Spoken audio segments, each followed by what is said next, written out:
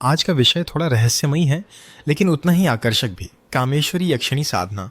क्या तुमने इसके बारे में पहले सुना था? सुना तो था, लेकिन इतनी गहराई से नहीं। ये साधना क्या सच में सौंदर्य और आकर्षण जैसी सिद्धियां देती है? तंत्र शास्त्र में ऐसा ही वर्णन है। कामेश्वरी यक्षिणी को प्रेम, आकर्षण और सौंदर्य की देवी माना जाता है।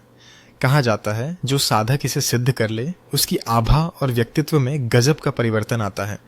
और वो भी सिर्फ मंत्र जप और ध्यान से? सुनकर तो थोड़ा अविश्वसनीय लगता है। यही तो खास बात है। साधना में आस्था, नियम और संयम का बड़ा महत्व होता है। बिना ब्रह्मचर्य और शुद्धता के यह सिद्धि नहीं मिलती। मैंने सुना है कि कामेश्वरी यक्षिणी का स्वरूप भी बहुत मनमोहक बताया गया है। क्या यह किसी मानसिक ध्यान की प्रक्रिया है या सच में कोई दर्शन होता है? तांत्रिक मान्यताओं के अनुसार जो साधक पूरी श्रद्धा से साधना करता है, उसे यक्षिणी के दर्शन भी हो सकते हैं। उनका वर्णन लाल वस्त्रों, मोतियों की माला, चंद्रमुख जैसी आभा और दिव्य सुगंध के साथ किया गया है। सुनकर ही ऐसा लग रहा है जैसे कोई फिल्मी दृश्य चल रहा हो। लेकिन क्या इसमें कोई खतरा भी हो सकता है? हाँ, अगर साधना नियमों के विरुद्ध की जाए या गलत भावना से की जाए तो साधक को नुकसान भी हो सकता है।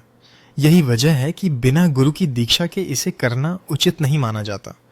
यानी यह सिर्फ किसी मनोरंजन का साधन नहीं है, बल्कि एक गहन और जिम्मेदार साधना है।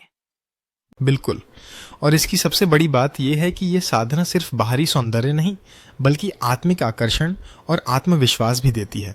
इसमें बताया गया कि साधक की उम्र जैसी स्थिर हो जाती है। 24-30 वर्ष जैसा रूप, सौंदर्य और चमक।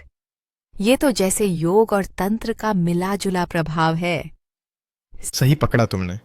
साधना केवल लुक्स तक सीमित नहीं कि किम करेब व्यत्यय का सिम्मिन्य नहीं, यह जीवन के हर पहलू में प्रभाव डालती है। प्रेम संबंध, समाज में सम्मान, यहाँ तक कि करियर में सफलता तक। और ये मंत्र एवफ इम इम एयू ह्रीं कामेश्वरी यक्षणाय ह्रीं स्वाहा, क्या यही मूल मंत्र है? ये एक सामान्य मंत्र है, लेकिन विशिष्ट मंत्र गुरु से ही मिलते हैं।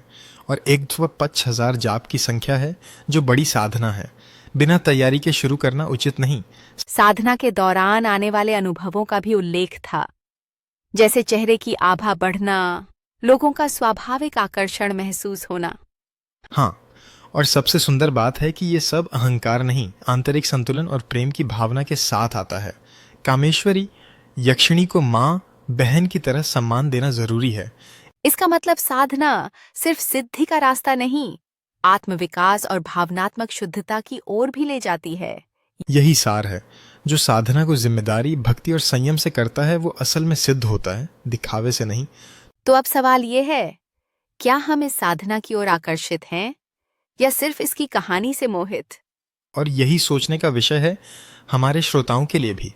क्या वे इस रहस्यमयी मार्ग पर चलना चाहेंगे या सिर्फ उसकी रोशनी का आनंद लेना काफ़ी है?